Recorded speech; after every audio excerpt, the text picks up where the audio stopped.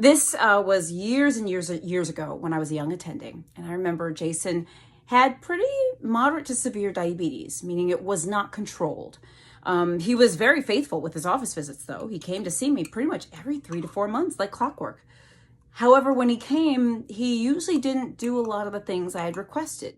His diabetes numbers were always not controlled. They were never controlled. They were actually pretty uncontrolled. I mean, and this went over like months and months and months and months and months. Every visit was kind of just talking to him about, hey, we need to get these numbers under control. Hey, let's do this with your meds. Let's change this. Let's add this. Let's up this.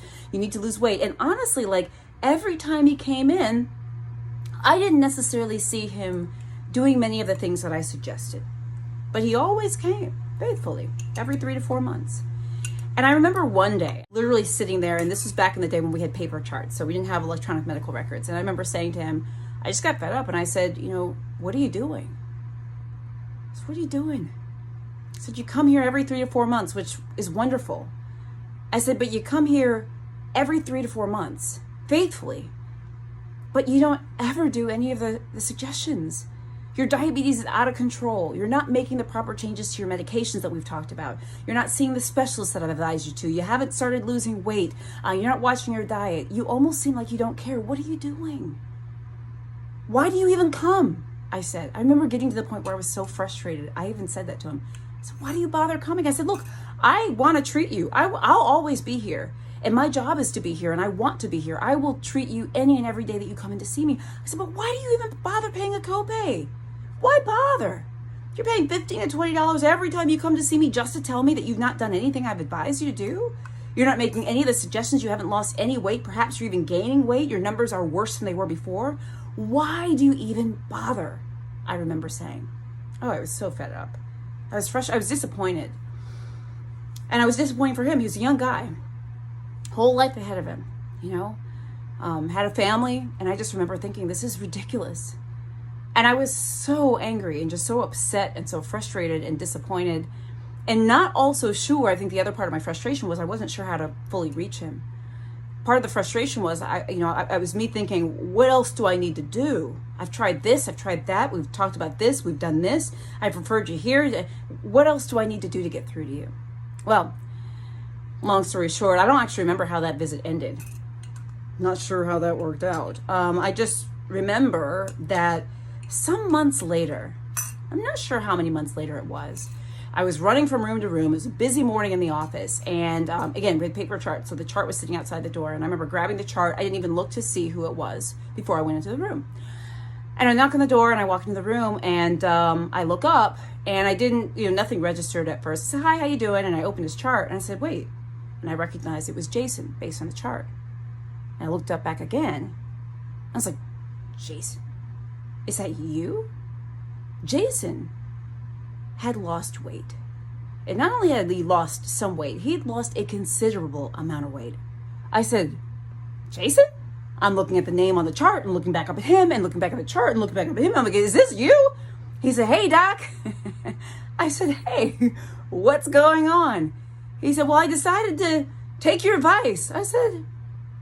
He said, I'm starting to exercise now.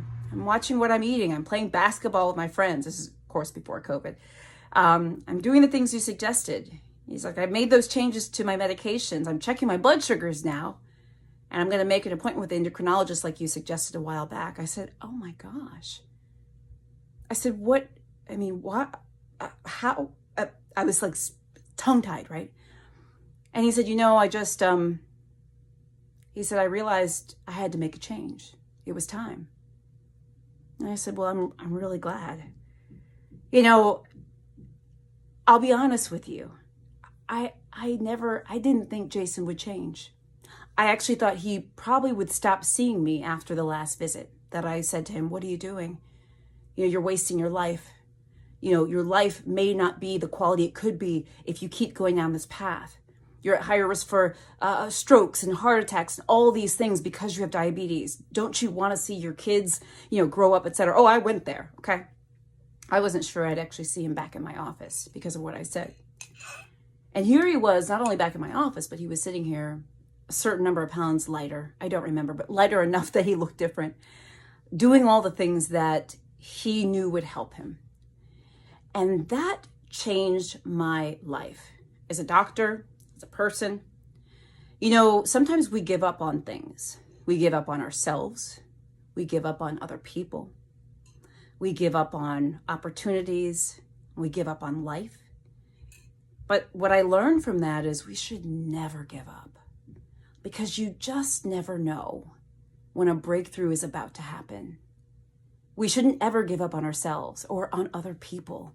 It taught me also as a doctor that important thing of not giving up on patients, which I didn't at that point, but I honestly felt on the brink of it. I learned that it's important to keep talking to my patients about diabetes and about their blood pressure and about quitting smoking, even if they're not ready to quit smoking. I've had patients that after years and years and years and years of me every single visit talking about quitting smoking, one random day they walk into the office and they say, "Doc, hey, I quit smoking last month." I said, "Oh, what?" And who would have known? Who would have thunk it? Who would have thought it would have been then? You know, look, life is funny. And we can't always predict when change will happen and how it will happen. But what we have to do is make sure we never lose faith that it can happen. Never give up on yourself, on your ability to make positive changes in your life, whether that's to become a healthier weight or to eat healthier or spend more time with your kids or to quit smoking or whatever it is. Don't give up on your spouses or your partners or the people you know's ability to do things that are going to be right for them, because we all have that power to change. And even if you haven't accomplished your goal, let's say you've been trying to lose weight for years. It's many of my patients, right? Losing weight is one of the hardest things to do. Quitting smoking is one of the hardest things to do. Arguably, I've had people quit heroin and they haven't been able to quit smoking. So if you haven't been able to quit smoking, don't beat yourself up. Trust me, it's tough. And a lot of people are in your boat. But what you have to do is make sure you don't give up on yourself. The power in our ability to change is pretty remarkable. We have that power. So as we're going through this life, we're living in COVID land and all sorts of things. We're trying to figure out which way is up versus down, what's right versus left.